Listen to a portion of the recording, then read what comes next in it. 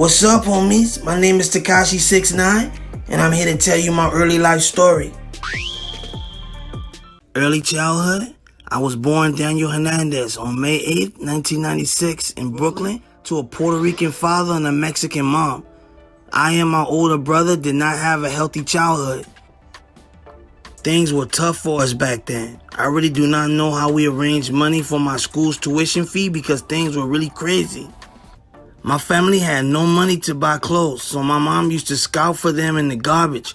Once she found these play shoes, and I wore them to school, and one of my classmates recognized them. Turned out they used to be his, and his mom thrown them in the garbage. But I didn't mind that. You wanna know why? Because I never cared.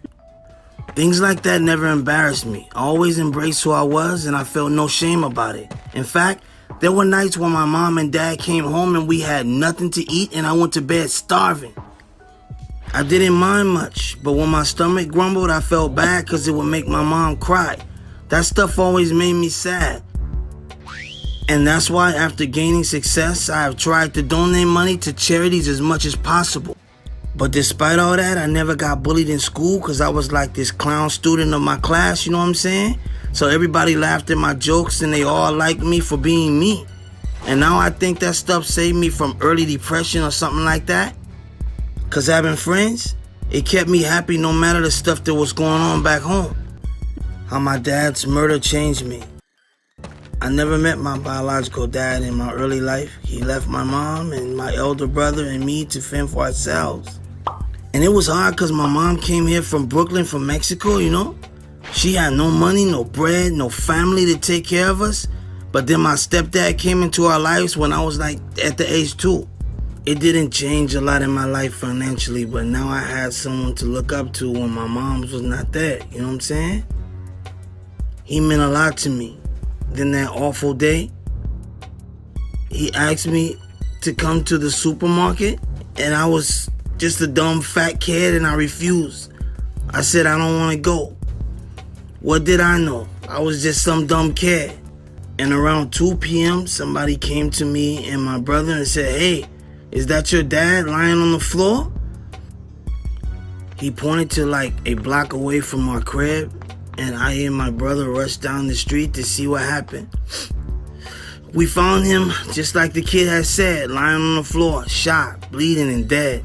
I saw with my own 2 eyes, my own dad's corpse lying in front of me, everybody just staring.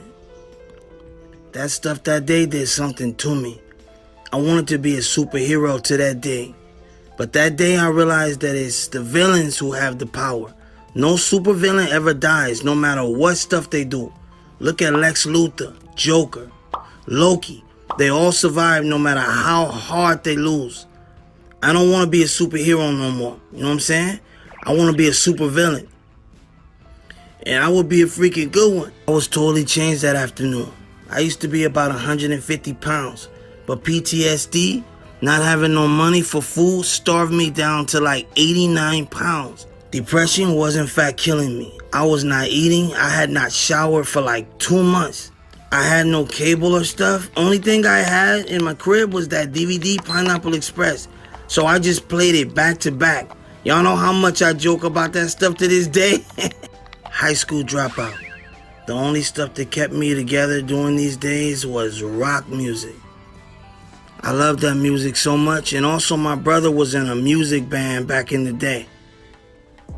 We used to work in the basement of the Live Rock Expo place 3 blocks from our place, and we used to make some money.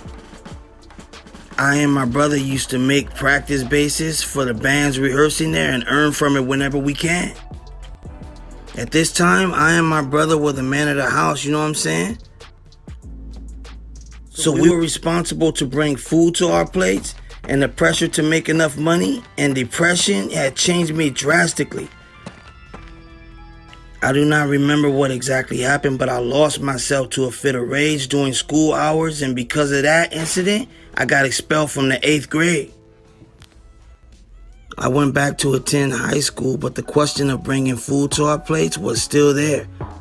So I decided that I'm just gonna drop out of school and start making some dough.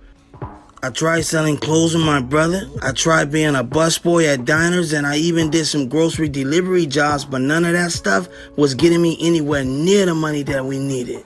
I know now that those people were not exactly a good influence on me back at that time, but they helped me become me again, you know what I'm saying? Back then I was a fresh-faced young boy with a straight haircut, but I was getting acquainted with the streets and rap culture and the hood culture. I also started redefining myself. I grew my hair, colored them rainbow because I like colors and I think it spreads positivity. I also got mad, loaded up with tattoos, mostly 6ix9ine, because I think that number defines me, you know what I'm saying? Going viral. During these days, I got into a lot of bad stuff that I very much regret now. But I was making a name for myself as I started posting on Instagram and stuff. My bold outfits and my messages about protective sex became viral, you know? People will regram it, share it on Reddit as well as other websites, and I was earning credit on the streets as well on the internet. Music. I and my brother grew up in church, you know, Mexican Catholic mom and all. I used to sing in choirs as well. I used to send my videos to this East European channel and they were uploaded on YouTube, and that's how my music was discovered. I got success in Europe. In fact, my first performance was in Prague and you wouldn't believe that it was totally sold out. The meaning of 6ix9ine. Now here's what you all do want to know what 6ix9ine means for me. And it has a lot to do with how I came up, you know? I just want people to really understand. You know, it's how your perspective is different from mine. I never lost sense of where I came from, you know? And the true meaning of 6ix9ine is just because you are right doesn't mean I am wrong. You just haven't seen life from my perspective. Turn the 6 upside down and it's a 9, but it remains the same from a different perspective. Y'all need to open your hearts and your minds and say no to who's bullying you, you know?